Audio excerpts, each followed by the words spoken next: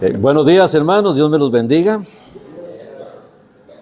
Vamos a abrir nuestras Biblias en Primera de Timoteo, capítulo 4. Vamos a continuar con el estudio de las pastorales. Primera de Timoteo, capítulo 4. Vamos a leer del verso 1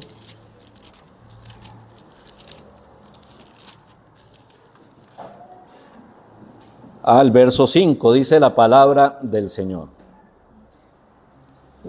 Pero el Espíritu dice claramente que en los postreros tiempos algunos apostatarán de la fe, escuchando a espíritus engañadores y a doctrinas de demonios, por la hipocresía de mentirosos que, teniendo cauterizada la conciencia, prohibirán casarse y mandarán abstenerse de alimentos que Dios creó, para que con acción de gracias participen de ellos los creyentes y los que han conocido la verdad. Porque todo lo que Dios creó es bueno y nada es de desecharse si se toma con acción de gracias, porque por la palabra de Dios y por la oración es santificado. Amén.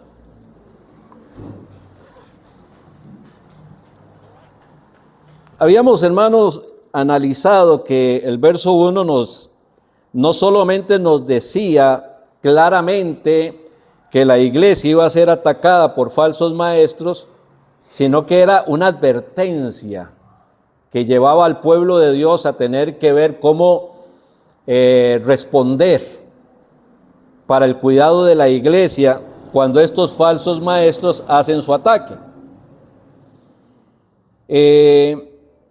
El texto de esta mañana nos dice en el verso 3 que estas personas prohibirán casarse y mandarán abstenerse de alimentos que Dios creó para que con acción de gracias participen de ella los creyentes y los que han conocido de la verdad. Cuando nosotros le queremos agregar a la salvación algo,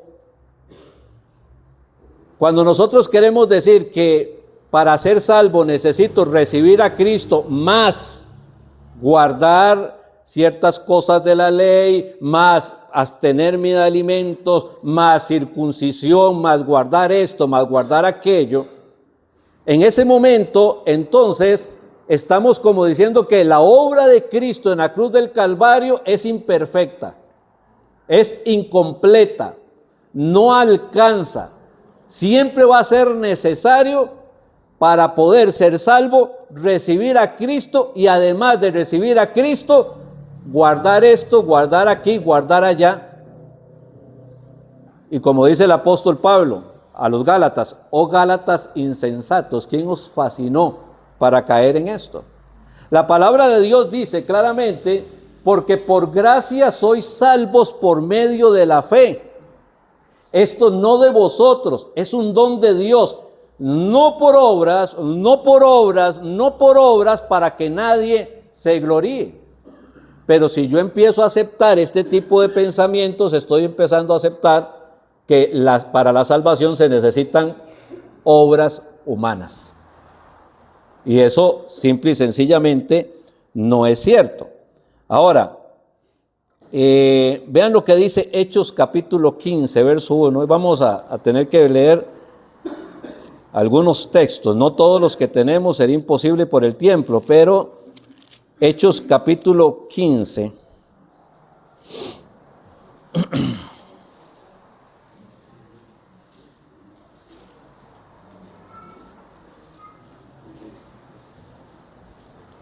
Hechos, estaba en otro libro. Hechos capítulo 15. Dice: entonces algunos que venían de Judea enseñaban a los hermanos: si no os circuncidáis conforme al rito de Moisés, no podéis ser salvos. Ya no está hablando de la salvación por Cristo, está diciendo que para ser verdaderamente salvo se necesita guardar los ritos de Moisés como la circuncisión. Y uno dice, ¿esto pasa en nuestros tiempos? Sí ocurre en nuestros tiempos. Y pasan las iglesias evangélicas, también pasan las iglesias evangélicas. Disciplinas impuestas por los hombres. Cuando Cristo vino y murió por nosotros en la cruz del Calvario, Cristo nos libera. Nos libera de 3 puntos particulares. Nos libera de la ira de Dios. ¿Por qué de la ira de Dios? Bueno, porque si yo pequé, ofendí la santidad de Dios, fui soberbio ante Dios, le dije a Dios, no me gusta lo que tú determinas para mi vida, yo voy a hacer lo que quiero, como quiero, cuando quiero. No me voy a someter a tu santidad, voy a vivir como el mundo vive. Entonces, soy un hijo de desobediencia, soy un hijo de ira, dice la palabra de Dios, lo mismo que los demás. Cuando Cristo viene y toma mi lugar y yo humilde recibo la obra de Cristo en la cruz del Calvario, Cristo recibe la ira que venía sobre mí, recibe la condenación que venía sobre mí.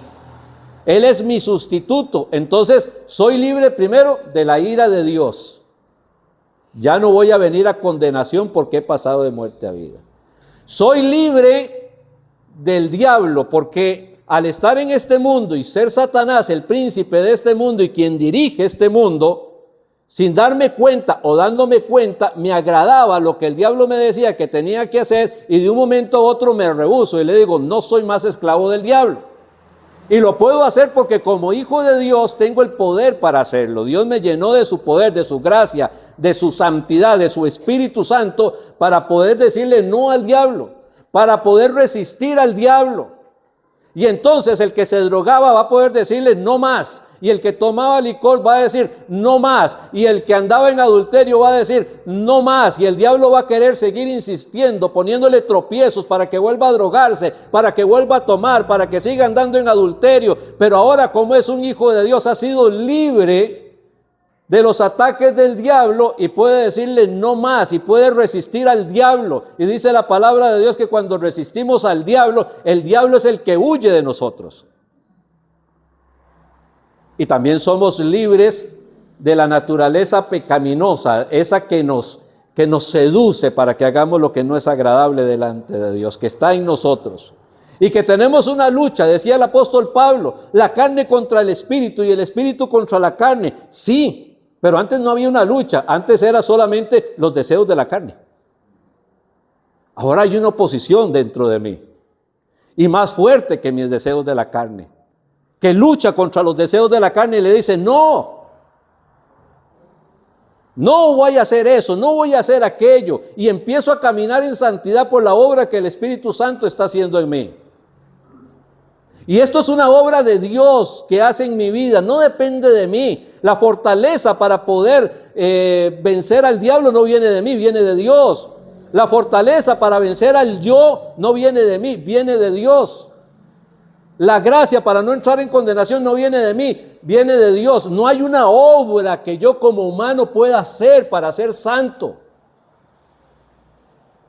No hay, pero las personas insisten en buscar alguna manera para que esto pueda ser real, donde hay una participación del hombre.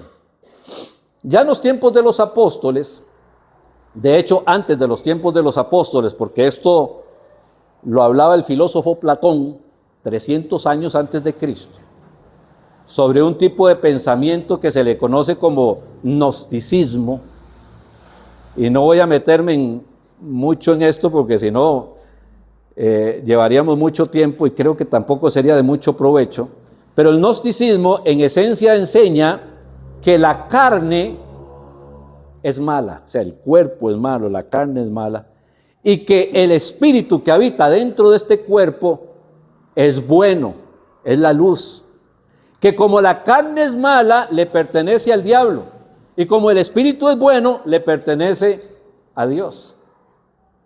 Entonces, para poder liberar el espíritu que es bueno, que le pertenece a Dios, necesitamos empezar a sujetar o someter a la carne con sus deseos. Porque todo lo que le traiga placer a la carne es malo, según este pensamiento.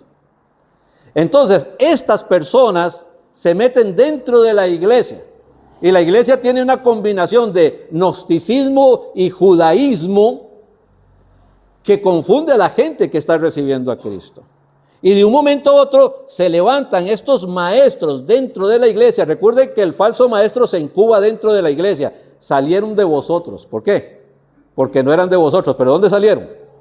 De nosotros. El falso maestro se incuba dentro de la iglesia. Personas que no conocieron a Cristo, que aman la filosofía, que aman el estar analizando las cosas, que no están de acuerdo en todo lo que la Biblia dice y empiezan a meter sus preceptos. Entonces estos falsos maestros, en este verso 3 que tenemos ahí en Primera de Timoteo capítulo 4, verso 3 dice, prohibirán casarse. ¿Por qué? Porque la carne es mala. Entonces, el matrimonio va a agradar a la carne. Y como la carne es mala, la materia es mala, también reproducirse, o sea, tener hijos, también es malo. Entonces, el estado óptimo del hombre para poder alcanzar la santidad es el celibato. O sea, si el hombre no se casa, si el hombre es célibe, si el hombre no tiene relaciones con mujeres, eso es un hombre santo. Y lamentablemente muchas personas están convencidas en nuestros días de que eso es así. Entonces vamos donde el fulano de tal dice, este hombre es un hombre santo, dedicó su vida a Dios, no se casó para poder servir a Dios, es un hombre que se ha elevado en santidad solamente porque ha optado por el celibato. Y suena interesante, ¿verdad? Claro, ahí es donde vemos ese montón de problemas que hay sobre estas personas que optaron por el celibato y después se descubre que estaban haciendo cosas que no estaban bien y que salen a la luz y que salen las denuncias y las demandas en todo esto. Ahora, cuando yo escucho lo del celibato, que supuestamente es el mejor estado del hombre porque es el que trae santidad, yo recurro a la Biblia inmediatamente y me pongo a ver qué dice la Biblia. Si la Biblia realmente pone a estas personas en un puesto elevado de santidad, porque están renunciando a los deseos de la carne y entonces están renunciando al matrimonio. Y me doy cuenta que la palabra del Señor me dice que cuando Dios creó a Adán era una persona incompleta, ¿verdad? ¿Y qué dijo Dios? No es bueno que el hombre esté solo. Le voy a hacer ayuda idónea. Y entonces Dios los une. Y no solamente dice que la mujer va a ser su ayuda idónea o su complemento perfecto, sino que además los dice, y van a ser una sola carne. No son socios. Delante de los ojos de Dios son una sola carne. Y entonces se hace la declaración, por lo tanto dejará el hombre a su padre y a su madre y se unirá a su mujer y serán una sola carne. Tengo este principio desde el Génesis y tengo estos hombres que dicen que prohibirán casarse. Y entonces digo, ¿a quién le hago caso? ¿Al filósofo o a la Biblia? Además, sigo viendo lo que el Señor Jesús, cuando le preguntaron sobre el matrimonio, y Él dijo, es que son una sola carne, por tanto, lo que Dios unió, que no lo separe el hombre. Pero hay algunas personas que optan por no casarse, le decían los apóstoles al Señor Jesucristo, y dice, bueno, el que sea capaz de recibir esto, que lo reciba. O sea, es un don que Dios da. Es una gracia que Dios da. Pero no es para todos. Cuando usted se pone a ver lo que decía sobre lo que se pide para ser supervisor de la iglesia, le dice que los supervisores de la iglesia necesariamente tienen que ser maridos de una sola mujer. No opta para que estos supervisores de la iglesia sean solteros, necesariamente tienen que ser personas que estén casadas. Sigo pensando en esto y sigo analizándolo y me doy cuenta que estos filósofos están equivocados. Están errados. Que el matrimonio es santo, puro, bueno, legal y necesario.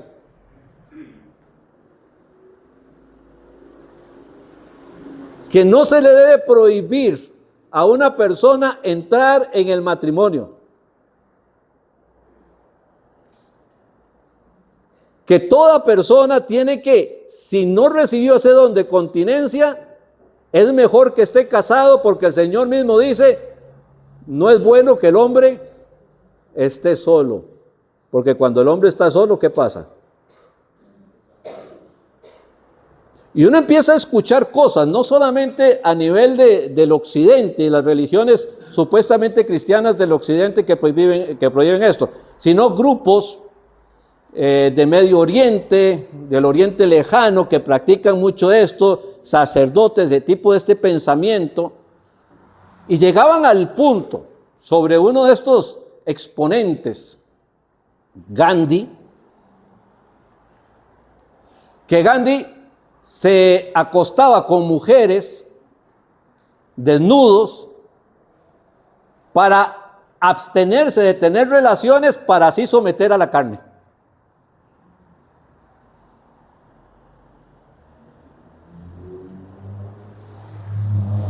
Y usted dice, ¿pero qué le pasó? No sé qué le habrá pasado. Solo sé que solo la idea es necia. Y empiezan entonces a hacer esto. El matrimonio es malo, el matrimonio es indecente, el matrimonio es inmoral, las relaciones en el matrimonio son inmorales y eso no está bien. Y los hombres verdaderamente santos se abstienen de esto. Entonces me doy cuenta que prohibirán casarse es algo que va contrario a la voluntad de Dios. ¿Por qué contradicen a Dios? Bueno, porque no entienden los pensamientos de Dios. Porque el pensamiento de Dios se debe entender espiritualmente y para eso es necesario tener el Espíritu Santo. Y el Espíritu Santo es el maestro, es el guía. Y cuando el Espíritu Santo nos enseña y vemos que todo lo que hizo Dios lo hizo bueno en gran manera, y que el hombre puede disfrutar de las bendiciones de Dios, entonces deja de ser necio y deja de atacar lo que Dios hizo. El Señor dice es que mis pensamientos y mis caminos no son sus caminos. Los pensamientos del hombre no son como los pensamientos de Dios. Y entonces me angustia a veces ver a estas personas como grandes héroes de la fe, como personas importantísimas y destacadísimas, que tienen un nivel de santidad que yo no voy a poder alcanzar. Porque en su filosofía esto es lo que ocurre. Hay que liberar ese espíritu que le pertenece a Dios, esa luz tiene que salir hasta alcanzar el nirvana, etcétera, un montón de enredos que se empiezan a hablar de estas cosas, y poder entonces ahora sí ser seres iluminados perfectos. ¿Sabe dónde está la perfección del hombre? En Cristo. En Cristo. Si alguno está en Cristo, los que estamos en Cristo,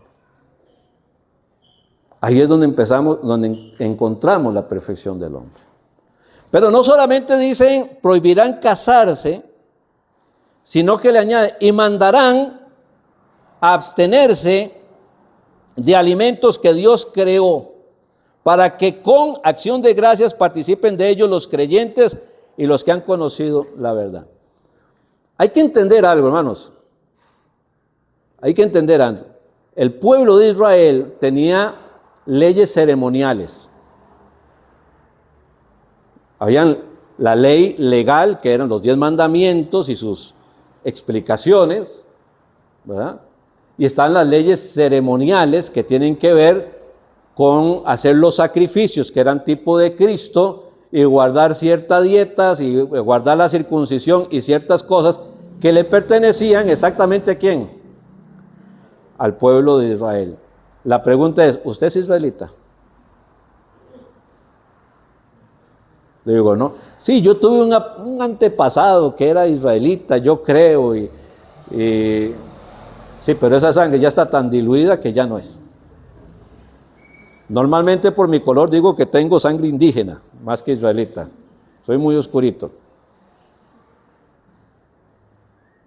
Y uno dice, pero no se puede aplicar estas leyes que Dios le había puesto al pueblo de Israel a la iglesia. ¿Por qué fue que Pablo discutió con Pedro? ¿Por qué fue que Pablo fue al concilio de Jerusalén para decir que los judaizantes andaban persiguiendo a los nuevos creyentes y diciéndoles que si no se circuncidaban no podían ser salvos? Porque la iglesia, los gentiles no están sujetos a estas normas que era para los israelitas. Pablo tiene 2 discípulos que son los hijos de Pablo, Tito y Timoteo. Tito es gentil, o sea, Tito no tiene ningún parentesco con judíos, y Timoteo es padre de un hombre gentil, de un griego, pero la mamá era judía. Entonces Pablo le dijo a Timoteo, mi amigo tiene que circuncidarse. ¿Usted es judío? Cumpla con las normas de judío. Y así no sea, esto no vaya a servir para estorbar el evangelio. Pero mandó a Tito a circuncidarse. No, porque Tito no tiene ninguna vinculación con el pueblo de Israel. Y hay personas que siguen en su necedad queriendo judaizar a la iglesia. La salvación, aunque viene de los judíos, porque Cristo era judío, no es por ser judío, sino por haber recibido a Cristo como Salvador. Entonces ellos querían imponerle a la iglesia las dietas que como judíos habían tenido ellos. Pero me doy cuenta que un día el Señor habla con Pedro, y Pedro es el que le toca llevar el evangelio, y lleva el evangelio primero a los judíos, y también es el que Dios usa para llevarle el evangelio en primer lugar a los gentiles. Luego Pablo es el apóstol a los gentiles, pero el primero que le predica a los gentiles es Pedro. Y el Señor habla con Pedro, y hay una visión ahí en el libro de Hechos, donde baja un lienzo lleno de animales, y el Señor le dice, Pedro, mata y come. Y los que conocen la historia saben que Pedro le dijo, no, Señor, ninguna cosa inmunda ha entrado jamás en mi boca. Y el Señor le dice, usted no puede llamar inmundo a lo que yo ya hice santo. El Señor santificó todos los alimentos para que podamos comerlos. ¿Ok? Estamos libres de comer los alimentos, todo lo que me pongan a la mesa. Si lo hago con acción de gracias es agradable delante de Dios. Puede ser que haya alguna persona que le caigan mal los chicharrones. Sí. Ok, no significa que los chicharrones no se puedan comer, significa que a usted le caen mal los chicharrones. ¿Qué debería hacer usted? No coma chicharrón. Puede ser que a alguna persona le caiga mal un cóctel de camarones. Bueno, entonces por eso los camarones son malditos. No, ¿qué tiene que hacer usted? Si a usted le caen mal los camarones, absténgase de comer camarones. Puede ser, porque alguien dice, es que qué raro, que antes las personas no se enfermaban por el trigo que se comía. Y ahora hay muchas personas que sí se enferman si comen arroz y comen esto. Bueno, es que el trigo, como muchas otras cosas, ha sido modificado por los humanos, le han metido la mano genéticamente y ahora hay muchas personas que sufren cuando toman estos alimentos. Ok, bueno, si a mí no me sirve comer estos alimentos, ¿qué debo de hacer? Abstenerme de comerlos. ¿Ven? Pero no es una ley que usted le pueda imponer a toda la familia. Todo lo que Dios hizo es bueno y todo lo que sirva para alimento es bueno. Y alguien dice, hermano, ¿y la sangre? Unas tajaditas de morcilla ahí bien, no sé, con solo ver los pecados, o sea, es que... ¿Ah? Y de todas maneras el Señor siempre fue más explícito con que en la sangre está la vida, etc. Hay cosas que inmediatamente ustedes dicen, esto no calza tanto, ¿verdad? Ni la sangre, ni el mondongo, ni nada de estas cosas.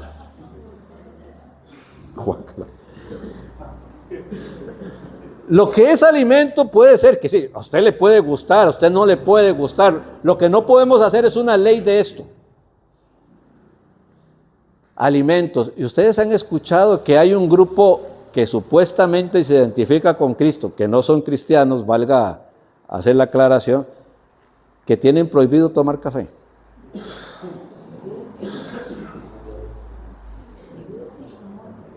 No se puede tomar café. Tomar café es malo.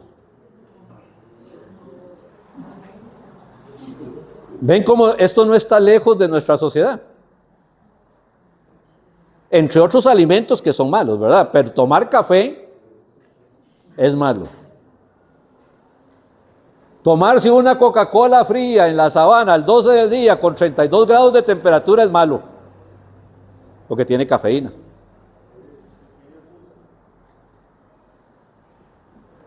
Entonces, esto está dentro de las religiones y dentro de las prohibiciones.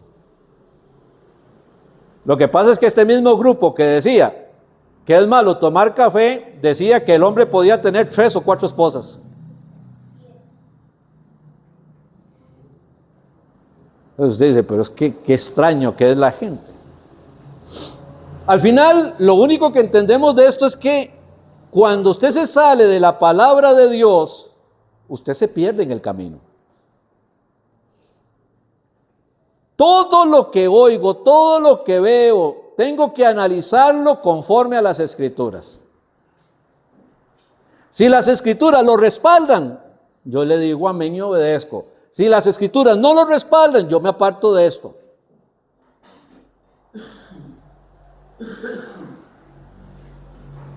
De un momento a otro los creyentes se enredan y dejan de predicar a Cristo.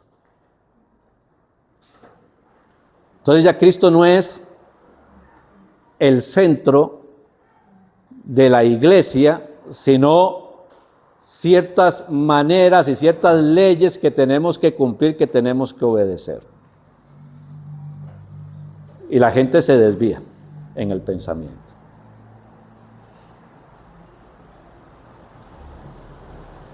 Una vez, Dios levantó un hombre.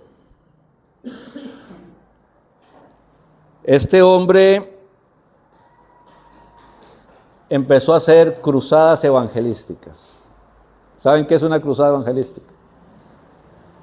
Agarraban un estadio grande en Estados Unidos y lo llenaban y, no sé, y habían 100,000 personas en el estadio. El hombre predicaba el evangelio y hacía un llamamiento.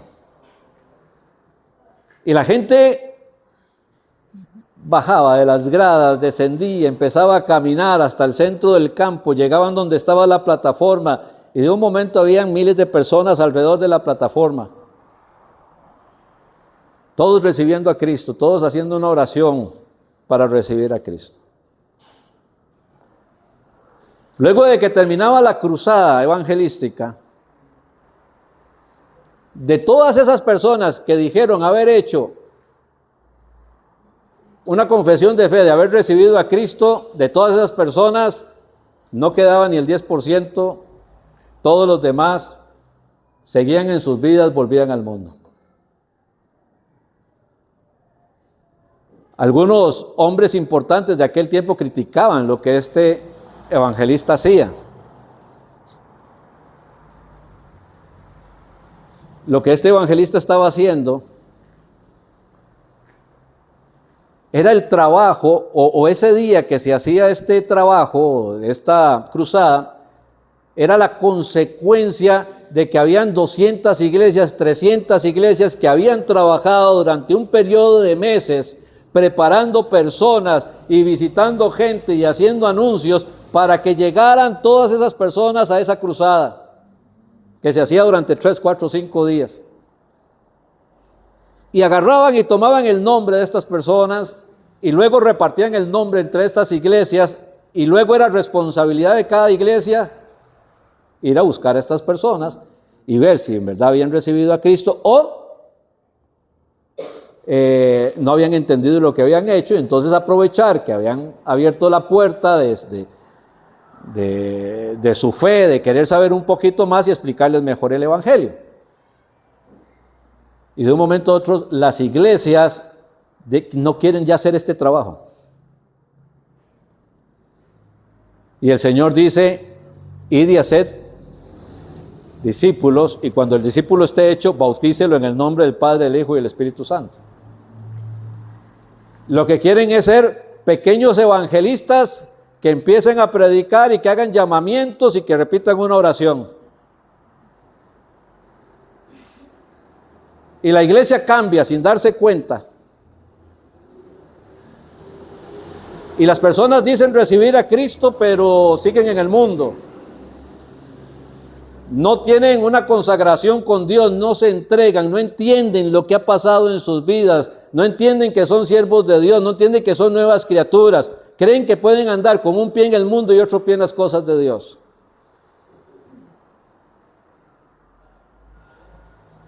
Y la iglesia deja de hacer su labor y la iglesia se va a llenar de personas que no entienden cuál es el compromiso con Cristo. ¿Qué pasó? ¿Cuál es el problema?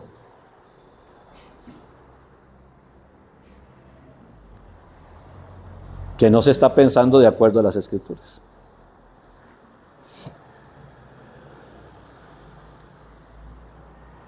Es mejor no casarse, la Biblia dice cásese.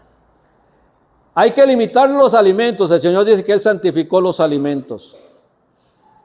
El Señor dice que hay que evangelizar, que hay que discipular y que cuando la persona ha entendido el mensaje completo de salvación y recibe a Cristo, esa persona se bautiza, es una persona salva, es una persona consagrada al Señor. Pero de un momento a otro la iglesia cambia su manera de ser por estar siguiendo a personas con ideas que no tienen que ver con lo que la palabra de Dios me está diciendo que haga. No estoy diciendo que el evangelista que hizo esto se equivocó. Las iglesias se equivocaron al no darle seguimiento a las personas. Si usted tiene la oportunidad de evangelizar a alguien, evangelícelo, pues capaz que no lo va a volver a ver. Y no sabemos si esa persona al final recibió o no recibió a Cristo, pero tenemos que darle seguimiento. Ahora escuchamos el testimonio de los muchachos que venían de campamento. ¿Cuántas profesiones de fe hubieron, mía, en el campamento? Todos y hasta los vecinos, ¿verdad? ¿Cuántos verdaderamente son salvos?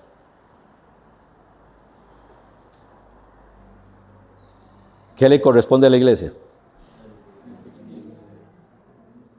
Pero si la iglesia no lo hace,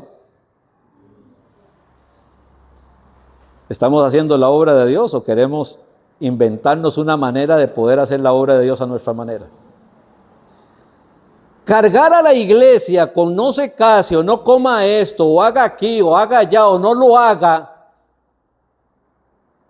eso está mal.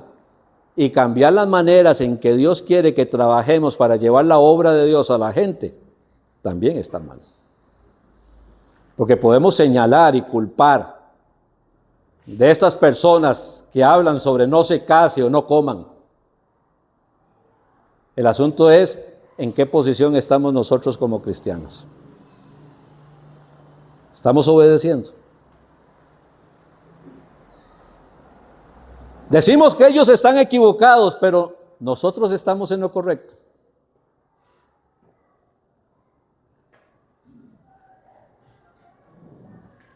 Este es lo que tenemos que analizar, porque siempre que leo la Biblia, es fácil encontrar gente que no lo hace bien y señalarlos, pero también entiendo que el Señor me está hablando a mí, que es conmigo que está hablando. Y que el Espíritu Santo me está diciendo, esto que estás haciendo no está bien, esto que estás haciendo tampoco está bien, esta manera de servir a Dios está equivocado, esta manera de prohibir o de liberar también está equivocado, haga las cosas conforme a mi palabra. El que quiere hacer la voluntad de Dios sabrá si la doctrina es de Dios. El que quiere la verdad, busca la verdad en la palabra de Dios. Si está dentro de la palabra de Dios, entonces sigámoslo. Si está fuera de la palabra de Dios, tenemos que abstenernos de seguirlo. Gálatas capítulo 1.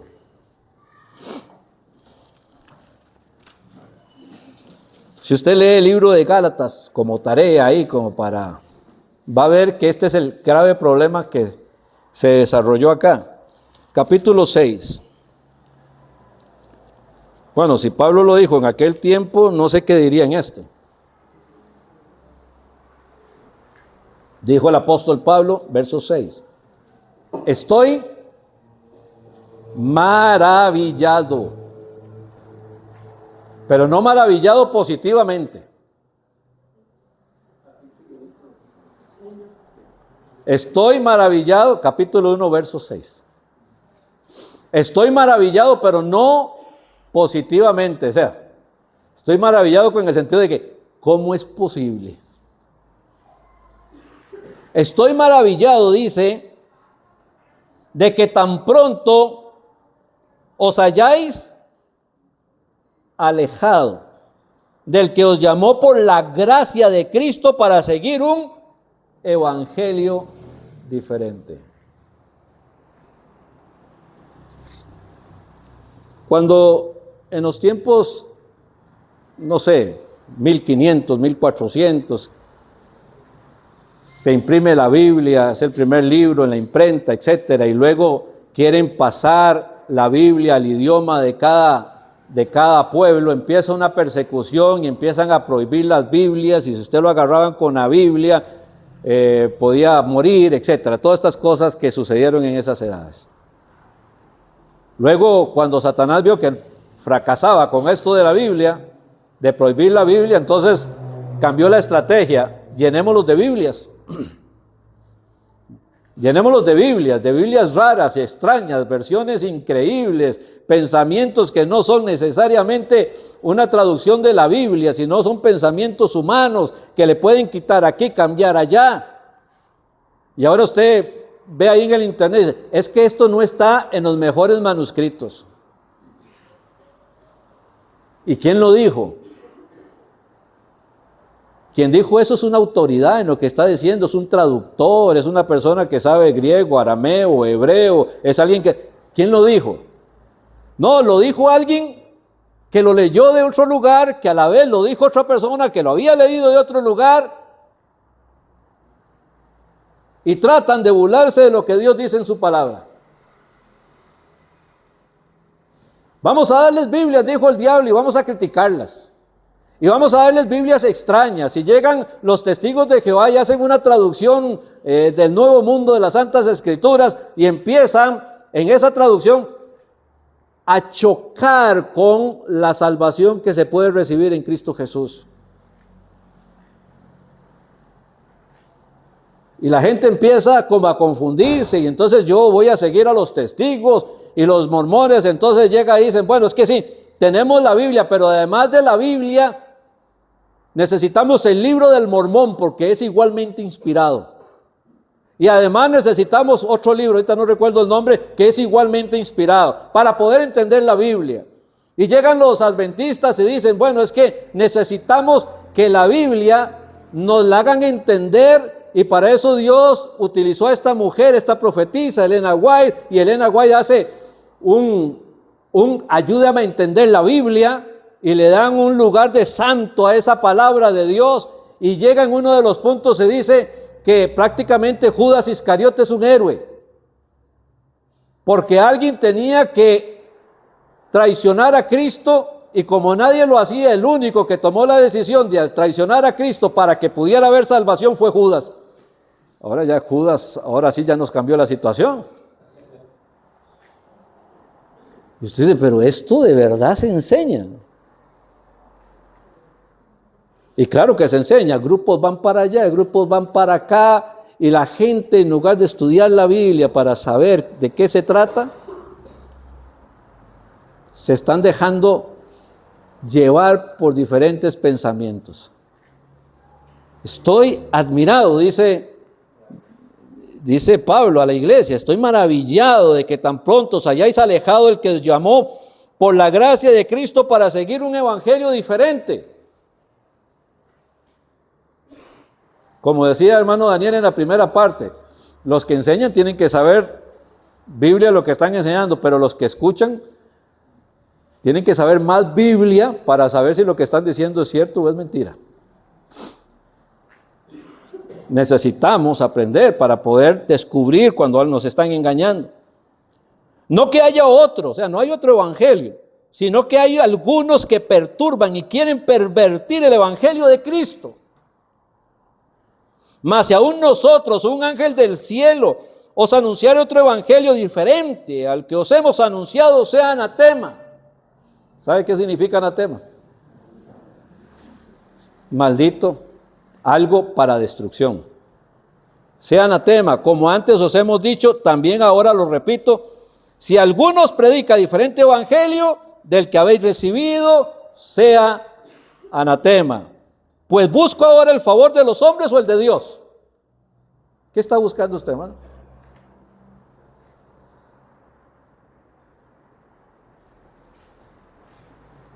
¿Busco ahora el favor de los hombres o el de Dios? ¿O trato de agradar a los hombres? Pero es más fácil agradar a los hombres, sabemos, ¿verdad? Lamentablemente eso es más fácil. Agrademos a los hombres. Digámosle a la gente lo que la gente quiere escuchar. Y la gente va a ser feliz. Y la gente va a ser fiel. Porque usted le dice lo que quiere escuchar.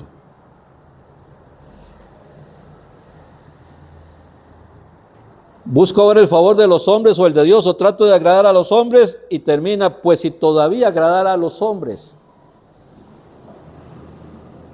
no sería siervo de Cristo. Nosotros, hermanos, somos siervos de Cristo. Dice, pero yo no estoy sirviendo ahorita. Usted es siervo de Cristo aunque no lo esté haciendo. Porque ese es el llamamiento que tiene. Hay gente que se pone, es que yo no sé cuál es el llamamiento. Yo sí se lo puedo decir bíblicamente. El llamamiento que tenemos es ser siervos de Cristo. El llamamiento que tenemos es ser ministros de la reconciliación. Si usted no lo está practicando, no importa, ese es el llamamiento. Si usted dice, no tengo tiempo, pues será una persona que no está muy interesado en las cosas de Dios o es un desobediente, no importa, el llamamiento sigue siendo ese. Usted es un siervo de Dios porque usted le pertenece a Cristo, fue comprado por precio. Usted es un siervo de Dios porque el Señor dice que todas las buenas obras Él las preparó de antemano para que anden en ellas. No puede estarle diciendo a Dios, hoy voy a hacer esto y mañana voy a hacer aquello y cambio de opinión y lo dejo de hacer. Si lo hace, eso no es libre albedrío, eso es desobediencia. Porque Dios nos ha llamado para ser sus siervos. Y cuando una persona es sierva de Dios, estudia la Biblia, y cuando estudia la Biblia, es menos propensa a ser engañada por estas personas que con sus enseñanzas están desviando a la gente de que reciba el evangelio de salvación. La salvación se recibe porque Cristo murió por nosotros en la cruz del Calvario. Se recibe porque la sangre de Cristo fue derramada en la cruz del Calvario. No por obras. Porque si Dios toma en cuenta nuestras obras, todos nos vamos al infierno. No es por obras para que nadie se gloríe. No hay absolutamente nada bueno en mí que me permita ser salvo. Nada. Es por lo que Cristo hizo. Y a eso no se le puede añadir nada. Cristo igual salvación. Cristo más circuncisión, no hay salvación. Cristo más abstenerme de comer alimentos, no es salvación. Cristo más seguir cargando cosas que algunos maestros quieren enseñarle a la iglesia, no da salvación. Cristo y solo Cristo es salvación. Y la iglesia tiene que entenderlo. Porque cuando hay una advertencia de que se van a levantar personas que hagan esto, es una advertencia que tiene que ser atendida porque sí sucede. Sí ocurre, sí pasa. No hagas, no toques, no uses, no manejes, no. Y termino con el versículo de Gálatas 5. Gálatas 5.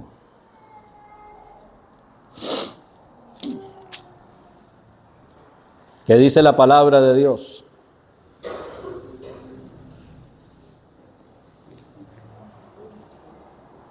Estad pues firmes en la libertad con que Cristo os hizo libres.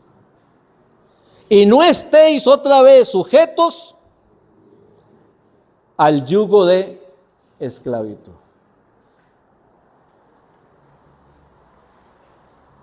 Hay gente que nos trata de decir, eso no se debe hacer, aquello tampoco se debe hacer, la iglesia debería prohibir esto, prohibir aquí o prohibir allá. Hermano, tengo mucho cuidado en esto. Y lo he aprendido en el tiempo y cada vez crezco más en eso. Cuando Dios prohíbe algo, yo no lo contradigo. Si Dios dijo no, es no.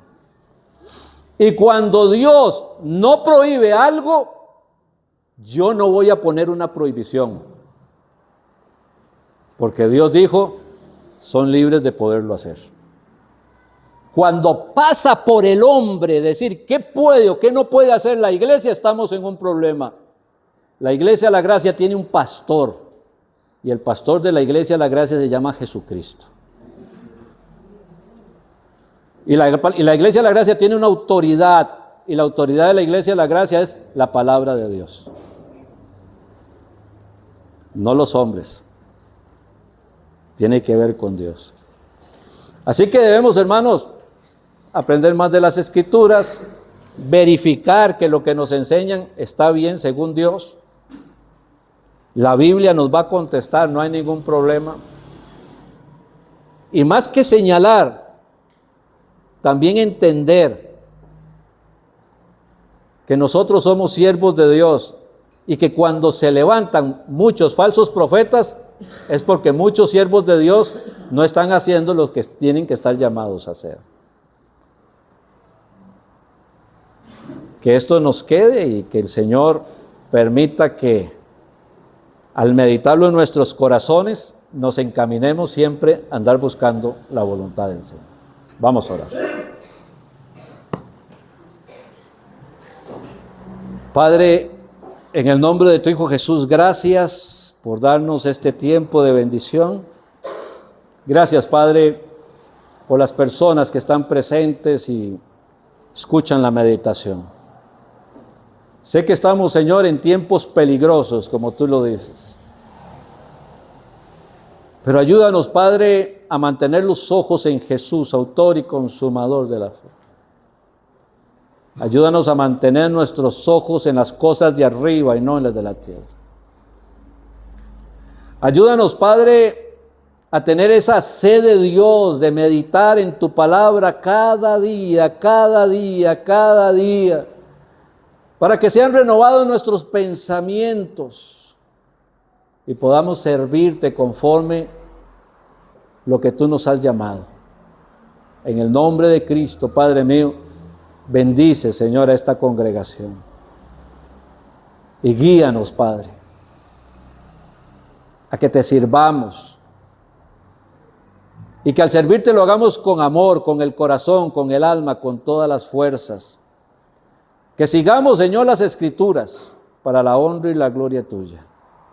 Gracias, Padre, por este tiempo en Cristo Jesús. Amén y amén.